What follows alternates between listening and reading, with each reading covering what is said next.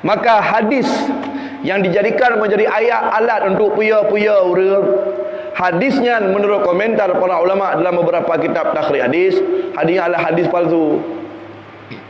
Sehingga kita tidak perlu hana pelai tanya ya yang berlebih-lebihan lagi mana. Hadisnya lepon hadis palsu. Hadis yang menyatakan bahawa akan terjadi surah dekat, yang perlu dipahami bahawa ditulis dalam kitab Hasyiah Syanwani ala Mukhtasar Ibni Abi Jamarah, Nabi SAW itu tidak pernah berbicara dalam konteks yang nyata. Hana Nabi gak pegah habang dengan bahasa yang soreh. Hana Nabi diberikan kalamul jawami, haba Nabi nya haba umum. Jadi Nabi hana gak tayin akan datang tabah huruf pah 15 Ramadan tanggal sekian, tahun sekian, bak kampungnya urang jih lagi nya ana tipolan. Itu tidak ada. Cukuplah itu menjadi dalil bahwasanya palsu atau dhaifnya informasi tersebut. Nabi hana agak tayin akan datang suatu masa di kampungnya umpama bak tanggai sekian, pah hatian tengah lagi nya. Nabi SAW tidak berbicara dalam konteks yang secara soreh lagi mana. Nabi kepada umum-umum sehingga butuh untuk ditafsirkan kembali. Menyokal lagi jelas menang keput tafsir semalam. Akan datang pada masa tahun Masehi 2020 menyokal tahun Hijriah 14 sekian. Red 15 Ramadan, belum puasa, malam Jumaat, poh sekian. Itu tidak ada. Nabi tidak pernah berbicara dalam konteks yang sareh, yang jelas seperti itu. Nabi menutur dengan tutur yang simple, yang umum, yang global. Yang nak dipegang oleh Nabi SAW. Maka yang pertama sekali kesimpulannya adalah informasi tentang adanya peristiwa tersebut, bilanya yang dijadikan sebagai rujukan adalah hadis tersebut.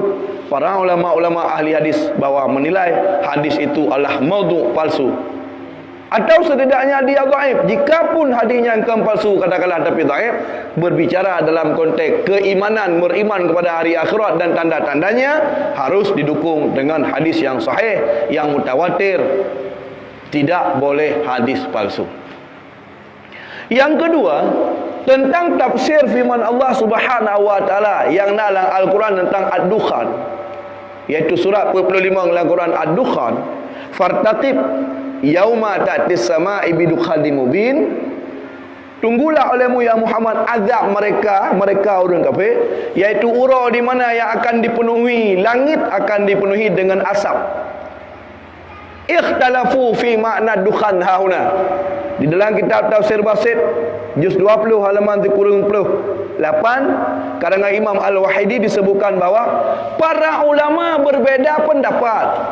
Yang dimaksud beya le kata, tapreh le kata azab mereka, ura yang akan penuh langitnya dengan asap. Asapnya pajan. Wakhtalafu fi makna dukhan hauna. Para ulama berbeza pendapat tentang asap yang na di sini dalam ayatnya.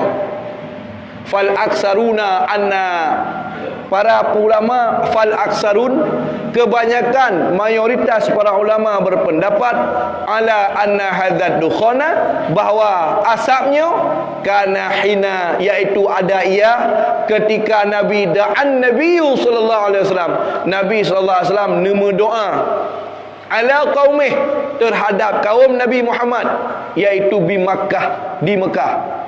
Lamma kadzabuhu, manakala mereka mendustakan Nabi. Jadi para ulama ahli tafsir berbeza pendapat. Yang maksud tapreh dia kata ya Muhammad, azab ke awak kafirnya. Yang kamu doa dia kata bergebi azab ke awaknya, tapreh azab ke awaknya Tuhan kirim, yaitu di mana sabahura langit dipenuhi dengan asap. Leboh pendapat ulama di sini. Pendapat yang paling kuat, yang merupakan pendapat mayoritas para ulama, bahawa yang dimaksud asap di sini adalah kejadian di Mekah. Dan kejadiannya kala terjadi wate nadra Nabi sallallahu alaihi wasallam, iaitu bahasa ketika Nabi berdoa wate hek pakat umat tamu Islam haitem malah dipudusta Nabi, diejek Nabi. Maka Nabi sallallahu alaihi wasallam nemu doa dengan sebuah doa Nabi sallallahu alaihi wasallam yang diriwayatkan dalam kitab tafsir, yaitu Doa Nabi SAW, bahawa Nabi dengan Allahumma sab'an kasinina Yusuf. Tuanku, karena awaknya ingkar haitim beriman, Nabi kawaknya ya Allah tahun-tahun seperti tahunnya Nabi Yusuf. Artinya Nabi berdoa geyupa kemarau nanggro bagi bitu hujan.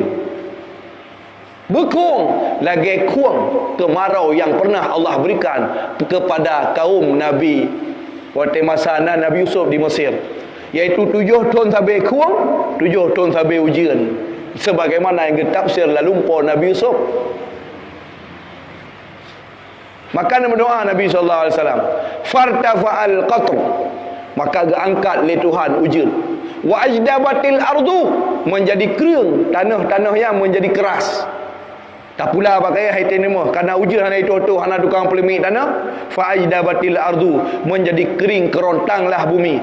Fa asabat quraisyan syiddatal maja'ah, menjadi laparlah awak Quraisy dengan sebab doa Nabi mano kada. Bangkada hatta akalul idham, sehingga ipajuh tulung. Wal kilab ipajuh atai, wal jaif, dan ipajuh bangkai dengan sebab doa Nabi mano gepekering nanggro selama 7 tahun lagi gebi kemarau kepada kaum-kaum yang nak bahasa Nabi Yusuf. Karena saking dia, karena merupakan jadi busung lapar dia, fakana rajulu lima bihi minal ju'i, nak urang-urang bak watanya karena berat tak ada, karena kung ada itu hujan kung, binatang-binatang bermatian, bak-bak kaya pun item temali makanan pokok analik, karena saking terjadi kelaparan dengan karena doa Nabi, yara bainahu wa bainas sama, waktu dingin ke langit seakan-akan nasab ke nasab bibit kan bitnya nasab tamping saking dia waktu kamu asap. Yang mana tak usah lagi. Kan bit-bit nasab, tapi fakana rajulu lima bi minal ju'i, nak urang-urang bawatanya karena berat tak ada, yara bainahu wa bainas sama, melihat ia antara dia dan langit. Nah, dukhan.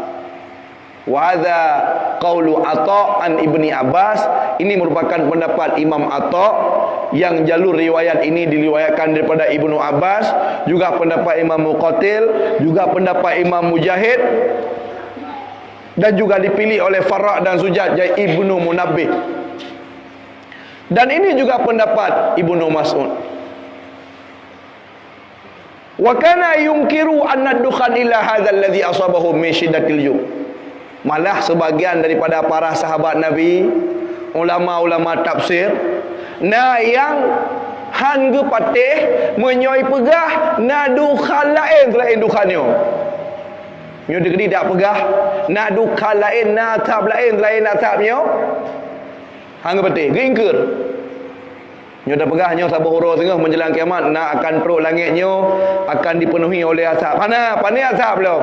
Asapnya gara-gara dia oleh masa Nabi jamun. Kerana asap bit-bit. Kerana doa Nabi SAW. Tapi sebagian daripada sahabat tu memahami ayatnya menan, tetapi menjelang kiamat dunia tu nak kata asap. Yang memang asap betul-betul yang akan dipenuhi bumi, yang kenang orang beriman, kenang orang kafir. Di orang kafir mati dengan asapnya, kerana itu memang raido abah lagu punyung, artinya akhirnya dia mati batuk. Di orang beriman kenang cit, tetapi orang beriman ada kenang asapnya, lagi kenang batuk dan pilek, tapi hang mati dengan asapnya. Karena orang beriman akan mati dengan angin yang cukup halus, yang cukup harum. Ini pendapat yang lebih kuat daripada pendapat pertama.